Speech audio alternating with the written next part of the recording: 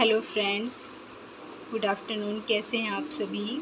मैं अच्छी हूँ, आशा करती हूँ आप सभी बहुत अच्छे होंगे। तो फ्रेंड्स, अब तक हम कवर कर चुके हैं दिल्ली सल्तनत। उसमें जो इम्पोर्टेंट 5 शासक हुए और उनका वंश हुआ, वो मैं इससे पहले वीडियो में कवर कर चुकी हूँ। तो आप प्लीज़ एक बार जाके वो वीडियो भी मेरा देख लीजिए। और आज का हमारा टॉपिक है विजयनगर साम्राज्य। सबसे पहले हम ये देख लेते हैं कि विजयनगर साम्राज्य की स्थापना 1336 ईस्वी में हुई थी। मैं आपको ये बता दूं कि ये विजयनगर साम्राज्य मोहम्मद बिन तुगलक के टाइम पर ही अपने आप को स्वतंत्र घोषित कर चुका था।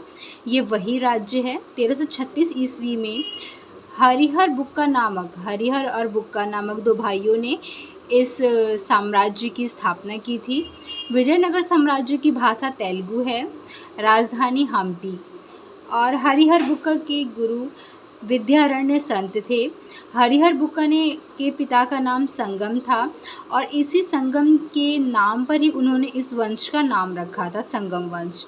संगम वंश के जो भी अभी शासक हुए हैं और उन संगम विजयनगर साम्राज्य के अंदर जितने भी वंश आए हैं, उन सबको हमने इस ट्रिक से कवर किया है। तो ट्रिक का नाम है संगम सतुआ, ये ट्रिक है। तो स से हो जाएगा संगम वंश, फिर एक और स से हो जाएगा सालुब वंश, तू से हो जाएगा तुलुब वंश, आ से हो जाएगा अरायविडु वंश। ये प्रमुख 4 वंश हुए हैं विजयनगर साम्राज्य में। तो हमारा पहला टॉपिक होगा संगम वंश। तो संगम वंश के शासक तो हरिहर बुक्का ही होंगे और संस्थापक है हरिहर प्रथम। वेदों पर टिक्का टिप्पणी, इनके टाइम पर वेदों पर टिक्का और टिप्पणी नामक वो किया गया था। हम पहले संगम वंश के जितने भी प्रमुख शासक हुए हैं उसको एक बार देख लेते हैं। तो पहले हैं हरिहर प्रथम, उसके बाद है बुक्का प्रथम, तीसरे नंबर पे है देवराय प्रथम, चौथे नंबर पर है देवराय द्वितीय, 5वें नंबर पे है मल्लिकार्जुन, 6ठे नंबर पे है विरूपाक्ष। ये इम्पॉर्टेंट शासक हुए हैं जो कि मैंने सीरियल वाइज लिख दिया है। अब हम देख लेते हैं कि हरिहर प्रथम जो हैं वो संस्थापक रहे हैं और इनके शासनकाल में इनके राज्य में जो विद्वान थे उनका नाम शयान था और इन्होंने वेदों पर टिक्का टिप्पणी की थी। उसके बाद हम देख लेते हैं बुक्का प्रथम, ये भी संस्थापक थे क्योंकि दोनों भाइयों ने मिलकर विजयनगर साम्राज्य की स्थापना की थी और वेद मार्ग प्रतिस्थापक की उपाधि इन्होंने धारण की थी। ये इनकी उपाधि है, ये पूरा इनकी उपाधि है, वेद मार्ग प्रतिस्थापक उपाधि है इनकी। और इनके टाइम पर मोहम्मद प्रथम ने बहमनी राज्य जो था उन्होंने आक्रमण किया था। आक्रमण का वजह क्या था? ये रायचूर नामक एक स्थान था जो कि बहमनी और विजयनगर साम्राज्य के बीच में आता था। इसके लिए अक्सर बहमनी राज्य और विजयनगर साम्राज्य के बीच लड़ाइयाँ होती रहती थी। तो बुक्का प्रथम के टाइम पर ही बहमनी राज्य के रायचूर द्वापर युद्ध हुआ था। अब हम देख लेते हैं देवराय प्रथम के शासनकाल में ही इटली की यात्री निकोलो कांटी आए थे और इन्होंने नहर निर्माण किया था तुंगभद्रा का। इसके बाद तुर्क धनुधर, इन्होंने अपने शासनकाल में तुर्क से धनुर्धरों को प्रेरित किया था और इनको सिखाया गया था। इसके बाद हम देख लेते हैं देवराय द्वितीय गजवेटका, इसको देवराय द्वितीय को गजवेटका के नाम से भी जानते हैं। गीता पुराण को सिंहासन के पास रखने वाले शासक थे। देवराय द्वितीय एक ऐसे शासक हुए जो कि अपने सिंहासन के आसपास नहीं, लेफ्ट और राइट में कुरान और गीता को सिंहासन के पास रखते थे। ये इन जितने भी शासक हुए हैं विजयनगर साम्राज्य में संगम वंश में, इनमें सबसे ज़्यादा प्रतापी शासक है देवराय द्वितीय ने ही श्रीलंका पर आक्रमण किया था। अब हम देख लेते हैं मल्लिकार्जुन को प्रौढ़ देवराय भी कहते हैं, यानी कि बूढ़े देवराय भी कहते हैं मल्लिकार्जुन को। अक्सर क्वेश्चन पूछ लिया जाता है कि मल्लिकार्जुन को क्या बोलते थे या फिर प्रौढ़ देवराय किसे बोलते थे, तो इसका आंसर हो जाएगा मल्लिकार्जुन। उसके बाद हम इस वंश के अंतिम शासक को देख लेते हैं, विरूपाक्ष। विरूपाक्ष एक अयोग्य शासक था। प्रथम बालाहार की घटना इन्हीं के टाइम पे हुई थी, इन्हीं के साथ हुआ था। नरसिंह सालुव के द्वारा विरूपाक्ष की हत्या कर दी गई थी। जो हत्या होती है इनके टाइम पे संगम वंश में, उसे बालाहार कहते हैं। विजयनगर साम्राज्य का पहला वंश है संगम वंश, इसे हम कवर कर चुके हैं। जितने भी क्वेश्चन आते हैं मैंने सब इसमें शॉर्ट नोट्स के टाइप पे बनाया है। इसको एक बार रिवीजन करने पर ज़्यादा से ज़्यादा क्वेश्चन सॉल्व हो जाता है। अब विजयनगर साम्राज्य के हम दूसरे वंश पर आते हैं, जिसका नाम है सालुव वंश।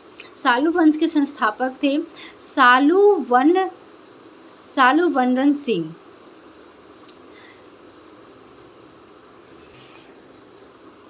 सालुव वंश के संस्थापक थे सालुव नरसिंह। उसके बाद फर्स्ट नंबर पे ये शासक आए हैं सालुव नरसिंह। दूसरे शासक हुए हैं इम्माडी। तीसरे शासक हुए हैं वीर नरसिंह। वीर नरसिंह ने हत्या कर दी थी इम्माडी की, जिसे हम द्वितीय बालाहार की संज्ञा में रखते हैं। द्वितीय बालाहार, प्रथम बालाहार था हमारा विरूपाक्ष का और द्वितीय बालाहार हुआ है हमारा इम्माडी का। तुलुव वंश की स्थापना की। वीर नरसिंह ने इम्माडी की हत्या करके तुलुव वंश की स्थापना की। सालुव वंश में ज़्यादा इंपॉर्टेंट क्वेश्चन नहीं पूछे गए हैं, इसीलिए हमने इस छोटा सा शॉर्ट नोट्स बनाया है। अब आता है हमारा वीर नरसिंह। वीर नरसिंह ने हत्या कर दी थी इम्माडी की, जिसको हम द्वितीय बालाहार कहते हैं, और इन्होंने सालुव वंश के स्थान पर तुलुव वंश की स्थापना की थी। इस वंश में दो टॉपिक हम कवर कर चुके हैं। जो पहला वंश है हमारा संगम वंश, दूसरा वंश है हमारा सालुव वंश। तीसरे वंश का नाम है तुलुव वंश।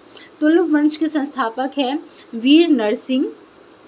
इनके टाइम पर, इनके जब शासन था, इनके शासनकाल के दौरान पुर्तगाली गवर्नर अल्मेडा से व्यापार करते थे ये। उनके साथ में पुर्तगाल से हमारा व्यापार संबंध था उस टाइम पर।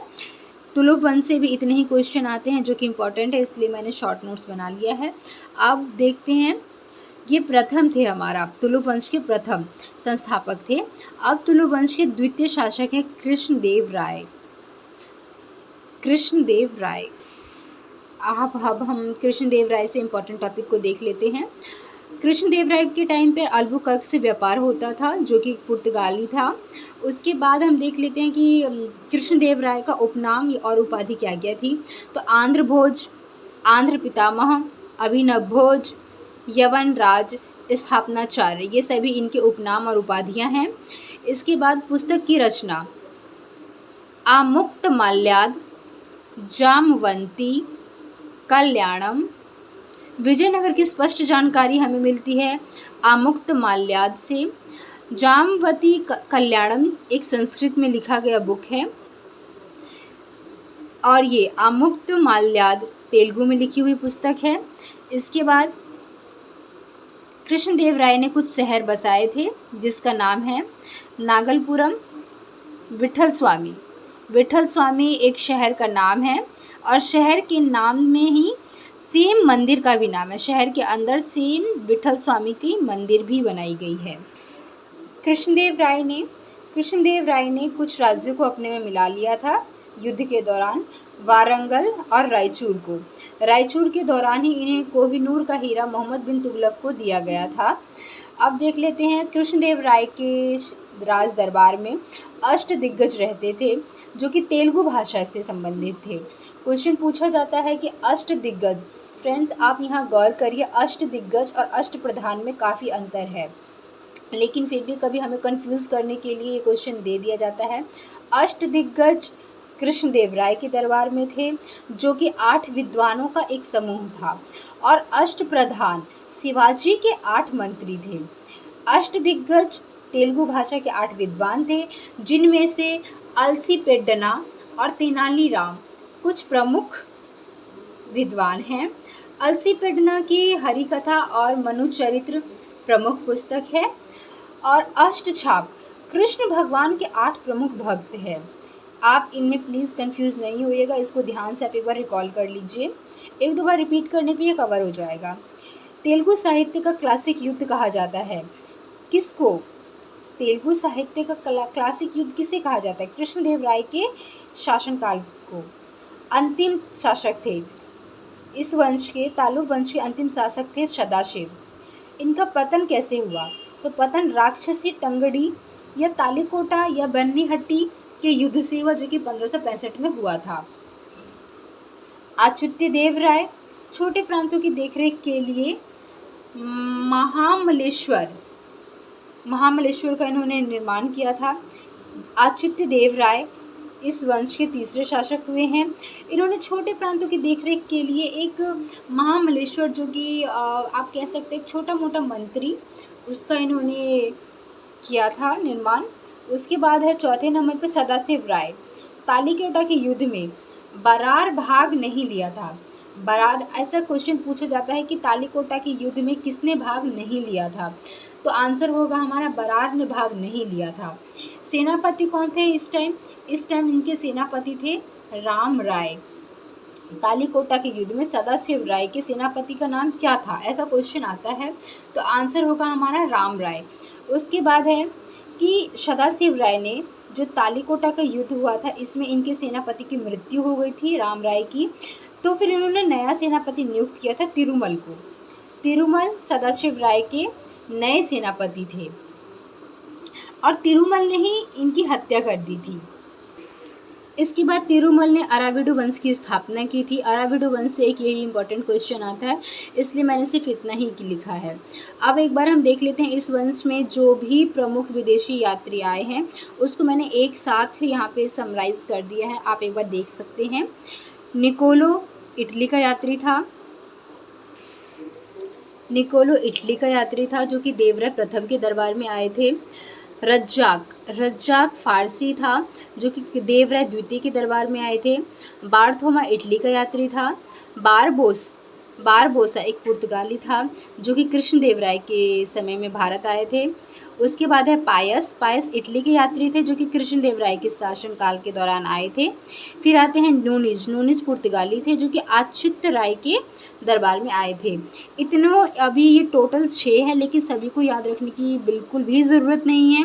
इसमें से निकोलो, रज्जाक और बारबोसा, इन 3 से ही बार बार घुमा फिरा के क्वेश्चन आता है बीपीएससी में, इसलिए मैंने इन तीनों पे ज़्यादा फोकस किया है। याद रखने के लिए आप एक बार सबको देख सकते हैं, बट इम्पॉर्टेंट इसमें से यही 3 हैं। तो फ्रेंड्स, आज हम अपना विजयनगर साम्राज्य को पूरा ख़त्म कर चुके हैं शॉर्ट नोट्स बनाकर। अगला टॉपिक हमारा होगा बहमनी साम्राज्य। आप प्लीज़ इस वीडियो को लाइक, शेयर एंड सब्सक्राइब करिए।